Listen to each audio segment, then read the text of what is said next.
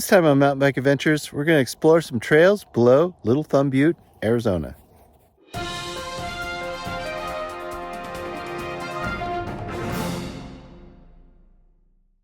Hello and welcome to Mountain Bike Adventures. Yesterday I went on a really cool mountain bike ride, and I want to show you that in just a few minutes.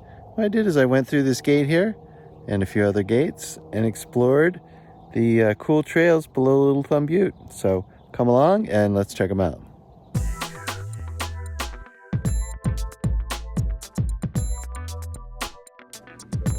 Okay, let's go. Let's go.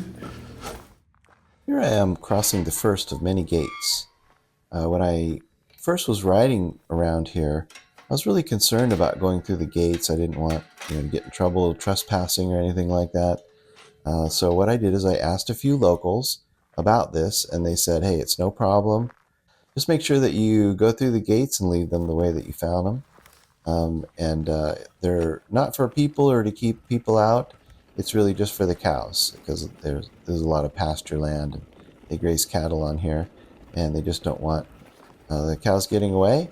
But you'll encounter the gates. Just make sure that you leave it the way you found it. Some of these sections were really rocky, but fortunately the bike can handle it, and it doesn't have any problem with rocks and rough terrain. Goes right over it, and so it's really nice. And also, you can see all the cactus that I'm just barely missing, and we'll talk about that in a few minutes, how the changes to my tire situation prevented a bunch of flats. The last time I was in this area, I brought my mountain bike and had a total of 6 flats over the course of a couple of rides in a few days. I had 6 flat tires.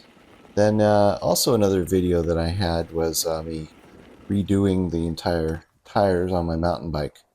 And so what I did is I got some heavy-duty tires, heavy-duty tubes, and then I lined the tires with these plastic tire liners that are supposed to keep thorns out. And indeed it worked. I did not have a single flat on the entire ride throughout this whole time.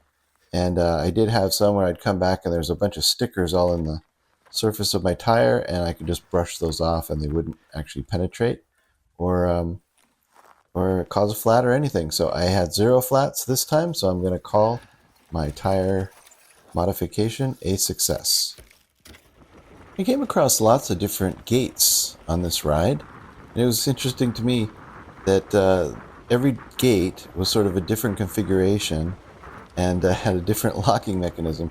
Some of them I came across were just a wire around a stick. Some of them it was some wire that you had to bend. Others had clips and things like that. So it was just all manner of gates, and it didn't really seem to make much sense as to what they were, but you just had to roll with the punches, and every gate kind of operated a little bit differently. This section here was like really powdery talcum powder, and it was like I got off the bike and my foot sank down about 6 inches in the powder, and the dust just went everywhere. It was really weird stuff, and it's super hard to ride because it's deep sand, and weird because it just it's fine powder like talcum powder. I was riding around some of these roads, and it looked like the power company or whoever had these poles created these roads for maintenance purposes to get their trucks in and out. And a lot of the roads didn't really go anywhere, like the one in front of us there. It kind of curves around. It looks like a really nice road. I took it up there to the top, and it's just a flat pad that doesn't go anywhere. So I encountered a lot of those in this area. And so when I crossed this this gate here, this is kind of the last gate until I get back to civilization. And you can see that here I'm just sort of having to loop the chain around and then just bend this wire to hold it there. So here I'm heading into the brush that's just on the edge of Granite Creek, and I've got to kind of find a way across it. It's not a big creek. It's, I don't know, about 5 or 6 feet across, and probably, a foot deep or something. But, you don't want to be riding around with wet feet, so it's nice if I could find some way to get across this little creek. And what I did is I found this log that's over here a little bit, and just had to balance on it. That was a challenge, is trying to balance on it while I'm carrying my heavy e-bike, which is not as easy to carry as it used to be now that it's gained some weight. But I was able to make it across here, with a little toe dipped in the water, but I didn't really get too wet at all.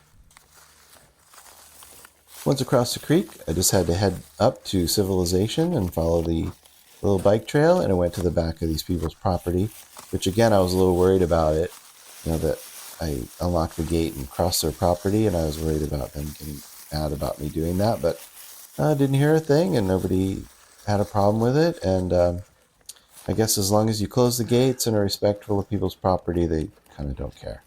But the trail starts right here, going back up through these last little hills and back to civilization. What I kind of do in an area when I'm learning, getting the lay of the land, so to speak, is I just sort of ride in every sort of different direction.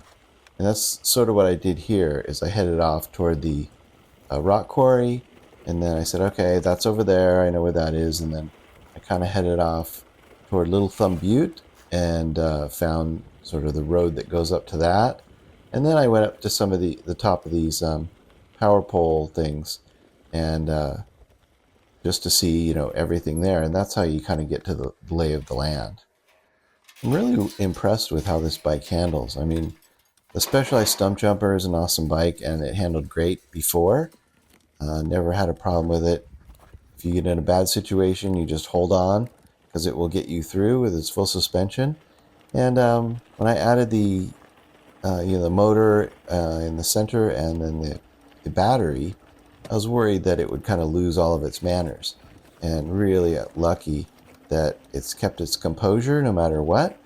I think I added about 20 pounds for the motor and the battery, but I went ahead and lost about 20 pounds too. So that kind of evened things out. So I think as far as the bike is concerned, the amount of weight it's carrying is just about the same. So I'm really glad to report that this bike still is just as a pleasure to ride as it was before, but now I can just hit the throttle and go up hills, and I don't have to pedal. So it makes it pretty fun, pretty fast, and a great ride overall. Here I'm coming across the last gate, entering civilization, and yeah, this is somebody's property, and I was just trying to be real respectful of them and head back out on the road and up the street to Dad's property. Well, that was really cool. Thanks for watching. See you next time on Mountain Bike Adventures. Bye-bye.